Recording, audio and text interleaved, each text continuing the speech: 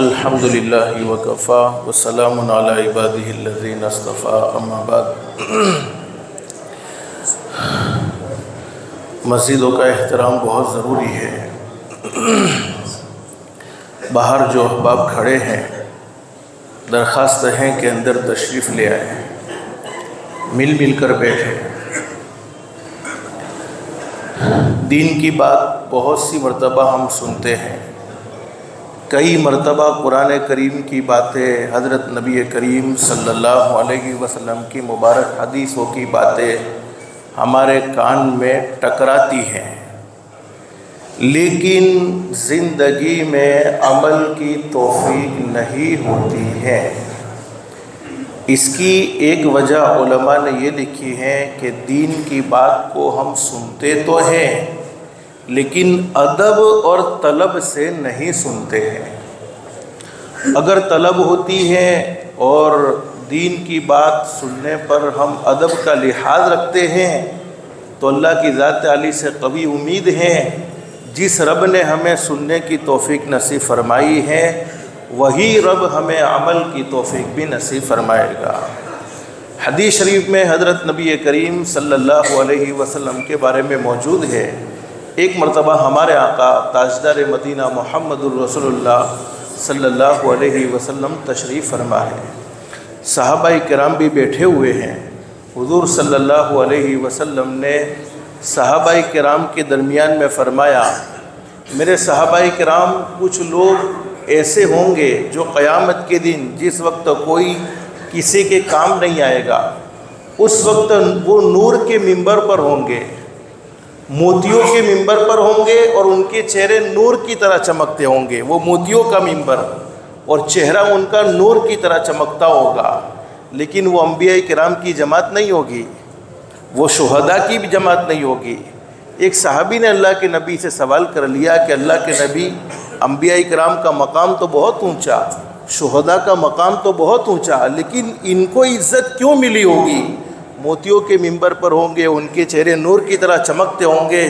تو ہمارے نبی صلی اللہ علیہ وسلم نے فرمایا کہ وہ لوگ ہوں گے جو مختلف جگہوں سے، مختلف خاندانوں سے اللہ کی محبت میں جمع ہو کر بیٹھے ہوئے ہوں گے اور اللہ کو یاد کرتے ہوں گے، اللہ کا ذکر کرتے ہوں گے۔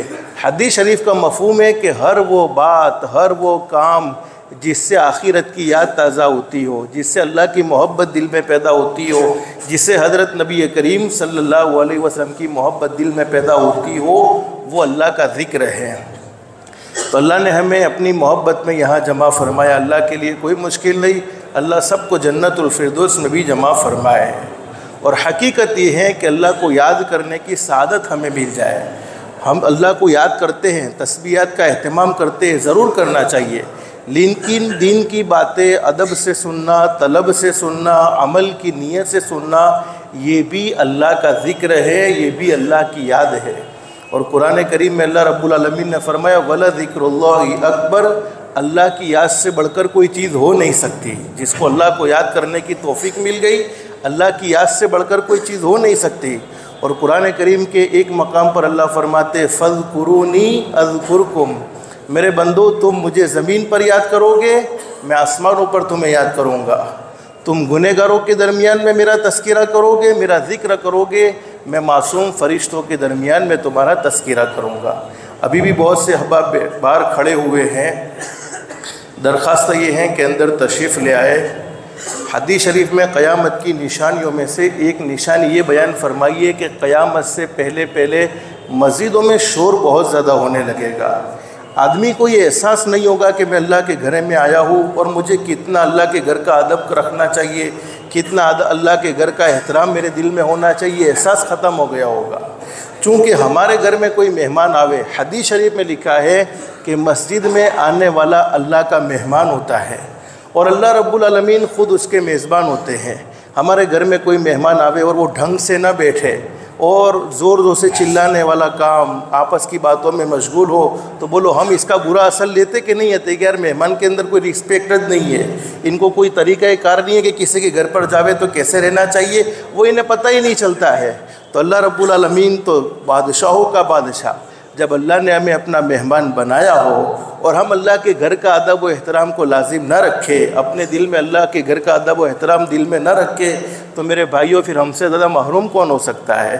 اس لیے بہت سے احباب ابھی بیٹھے ہوئے ہیں، آواز بار تو ضرور پہنچے گی، لیکن مجلس میں بیٹھ کر جو سننے پر فائدہ ہوتا ہے وہ باہر دور دور تک بیٹھنے پر فائدہ نہیں ہوتا ہے۔ اس لیے بہت سے احباب ابھی بھی باہر کھڑے ہوئے ہیں، درخواست یہ ہے کہ اندر تشریف لے آئے۔ کئی مرتبہ کچھ گھڑیاں ایسی ہوتی ہے، ہم زندگی بھر باتیں دین کی سنتے بھی ہیں، کہتے بھی ہیں، لیکن عمل کی توفیق نہیں ہوتی۔ لیکن کچھ مخصوص گھڑیاں اللہ پاک نے ایسی رکھی ہوتی ہے، ان مخصوص گھڑیوں کی ہم قدر کرتے ہیں، جس کی برکت سے اللہ پاک نے کوئی بات ہمارے دل پر ایسی لگا دی، جس کی وجہ سے اللہ پاک نے ہمیں عمل کی توفیق دے دی، تو آج کی مجلس سے بڑھ کر کوئی مجلس ہو نہیں سکتی ہے۔ اصل سننا اور سنانا تو عمل کی وجہ سے ہے کہ ہم سننے کیوں آئے ہیں، سنانا کیوں ہوتا ہے کہ زندگی میں عمل آ جائے۔ تو عمل کب آئے گا؟ آدمی طلب سے سنے گا، ادب سے سنے گا، دھیان سے سنے گا۔ اور اللہ رب العالمین قرآن کریم میں خوشخبری بھی سناتے ہیں، فبشر عباد، میرے بندوں کو خوشخبری سناؤ۔ کون سے بندے؟ الذین یستمعون القول فیتبعون احسنہ، میرے وہ بندے جو دین کی باتوں کو، قرآن کی باتوں کو، حدیث کی باتوں کو دھیان سے سنتے ہیں، توجہ سے سنتے ہیں اور اس پر اچھا عمل کرتے ہیں، اپنی مرضی کا عمل نہیں بلکہ پیدا کرنے والا اللہ جیسا چاہتا ہے ویسا ہی عمل کرتے ہیں۔ تو اللہ رب العالمین فرماتے کہ پھر میں ان کے لیے ہدایت کے فیصلے کر دیتا ہوں، اور ہدایت سے بڑھ کر کوئی دولت ہو نہیں سکتی۔ ہمارے درمیان میں حضرت قاری صاحب تشریف لا چکے ہیں، بس اللہ سے دل سے دعا کر لو، اللہ ہم سب کے لیے سننا بھی آسان فرمائے اور عمل کرنا بھی آسان فرمائے۔ استغفر اللہ الذی لا